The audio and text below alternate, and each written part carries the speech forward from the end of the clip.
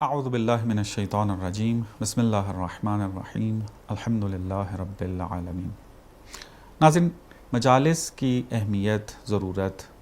اور اس کے اندر کیا ظرفیت موجود ہے اور انسان کیسے ان سے استفادہ کرتا ہے، اس کے کیا آداب ہیں، اس حوالے سے آپ کی خدمت میں گفتگو کا سلسلہ جاری ہے۔ ماہ محرم اور ماہ سفر وہ ایام ہیں کہ جس کے اندر خداوند متعال نے ہدایت کے تمام شرائط کو پورا کر دیا ہے۔ یعنی ایسا نہیں ہے کہ یہاں کوئی ایسی شرط جو ہے وہ موجود نہیں ہے کہ جو ہونی چاہیے تھی، نہ، خداوند متعال نے تمام وہ شرائط کہ جو انسان کو ہدایت دینے کے لیے ہونی چاہیے خدا کی طرف سے مہیا ہیں۔ کوئی بھی شرط یہاں پر فاقد نہیں ہے۔ اب ضروری ہے کہ انسان اپنے ظرف کو، اپنے نفس کو، اپنے آپ کو اس طریقے سے آمادہ کرے کہ وہ اس رحمت کی بارش سے استفادہ کر سکے۔ اب دیکھیں کہ انسان کو اس کمال کے سفر کے اندر بہت ساری جو چیزیں ضرورت ہیں، جیسے پہلے عرض کیا کہ عشق اہل بیت جو ہے اس کے اندر بہترین زاد راہ ہے۔ تو اگر انسان اس راستے کے اندر غلطی اگر کر جائے، منحرف ہو جائے، تو یہاں پر توبہ کا دروازہ خداوند متعال نے کھولا ہے کہ انسان توبہ کرے اور اسی طریقے سے وہ خدا کی طرف دوبارہ متوجہ ہو جائے۔ توبہ اور خدا کی طرف توجہ، اس کے تمام جو ضروریات ہیں وہ ہمیں مجالس اہل بیت کے اندر پوری ہوتی نظر آتی ہیں۔ خداوند متعال نے یہ ایام کے اندر ایسے شرائط فراہم کر دیے ہیں کہ انسان اگر مجلس میں شریک ہو جاتا ہے تو اہل بیت کے ذکر سے وہ خدا کی طرف متوجہ ہو جاتا ہے۔ چونکہ اہل بیت ایک ایسا وجود ہیں، ایک ایسی مخلوق ہے کہ خداوند متعال نے ان کے اندر ایسی جاذبیت رکھی ہے کہ جو بھی انسان ان کی طرف متوجہ ہو جاتا ہے وہ حتماً خدا کی طرف متوجہ ہوتا ہے، کیونکہ اہل بیت علیہم السلام نے نہ تو اپنی زندگی میں اپنی طرف دعوت دی ہے اور نہ ہی اپنی تعلیمات کے اندر اپنی طرف دعوت دی ہے، بلکہ ہمیشہ توحید کا نعرہ لگایا، توحید کی طرف لوگوں کو دعوت دی ہے۔ تو جیسے ہی انسان ان کی تعلیمات کو پڑھتا ہے، سنتا ہے، شریک ہوتا ہے مجالس کے اندر،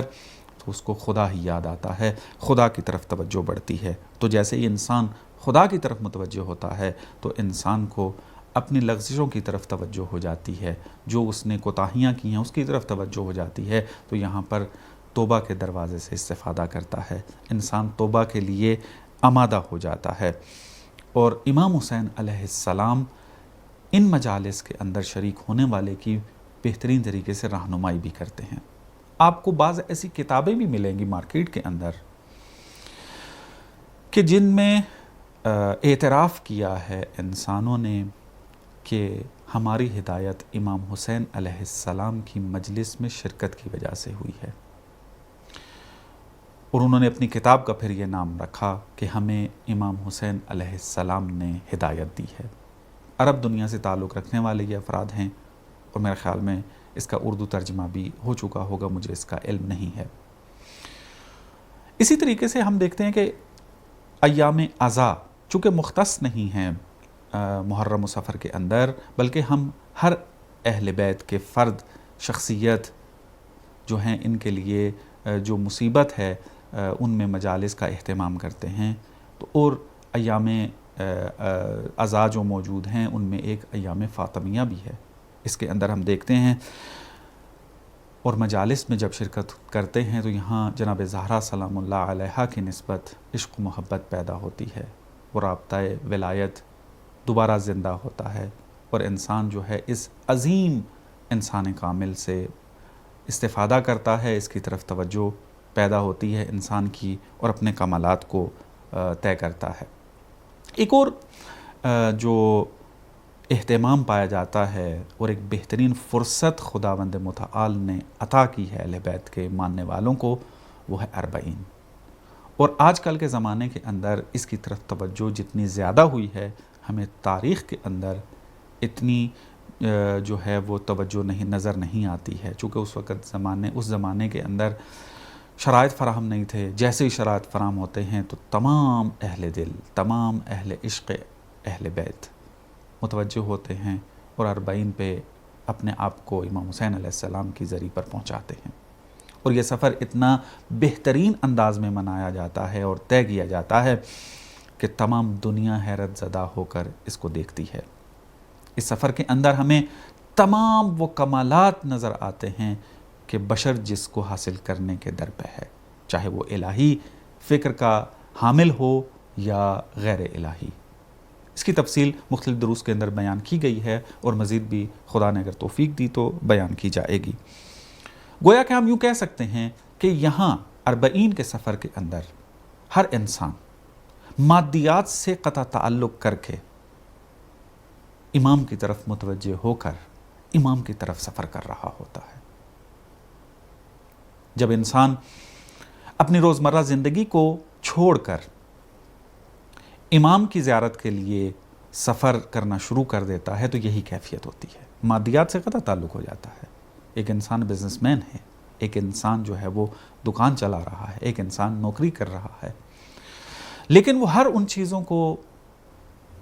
قطع تعلق کر دیتے ہیں، پس پردہ ڈال دیتے ہیں، ان سے قطع تعلق کر کے وہ متوجہ ہو جاتے ہیں خدا کی طرف،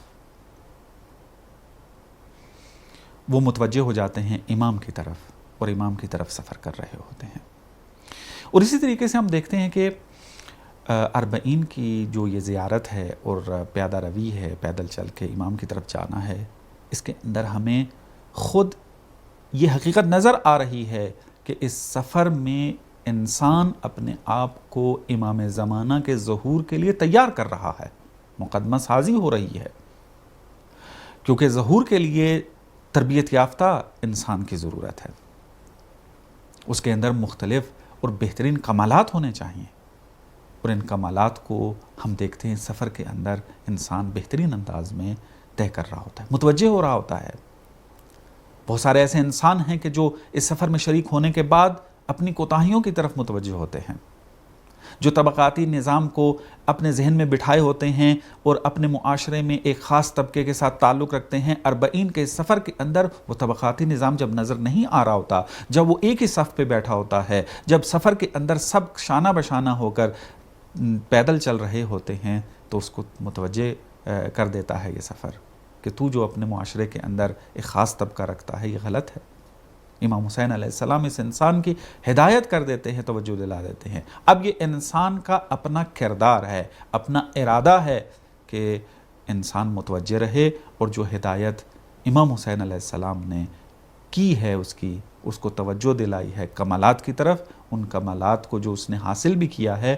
اس کو حاصل کرتا رہے اور باقی رکھے، یہ اب اس نے اپنی کوشش کرنی ہے۔ بدبخت ہوگا وہ انسان کہ جو 40 کے سفر کے بعد، مجالس میں شرکت کرنے کے بعد، متوجہ ہونے کے بعد انسان اپنی ان خطاؤں کو دوبارہ